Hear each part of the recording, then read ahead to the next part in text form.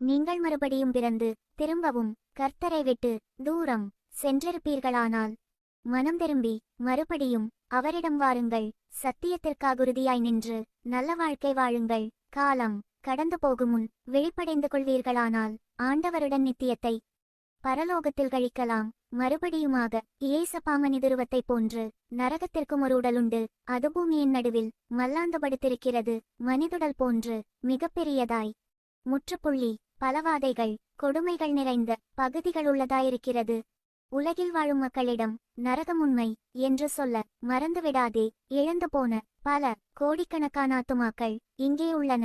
இன்னும் அதிகம் தினமும் வந்து கொண்டிருக்கின்றன. அந்த பெரிய நியாயத்தீர்ப்பின் நாளிலே மரணமும் பாதாளமும் அக்கினி கடலிலே தள்ளப்படுவது இரண்டாம் மரணமாகும் என்றார். பிரியமானவரே, நித்திய காலமாக முடிவே இல்லாத பரலோக வாழ்வு வாழ இயேசப்பாவை உங்கள் சொந்த இரட்சகராக ஏற்றுக்கொள்வீரா? முற்றுப்புள்ளி இயேசப்பாதான் பரலோகம் செல்ல வழி. அவர் மூலம், இயேசு இரத்தத்தின் மூலம், இயேசுவின் நாமம் மூலம் பிதாவிடம் செல்லும் சிலாக்கியம் கிடைக்கும். அடுத்த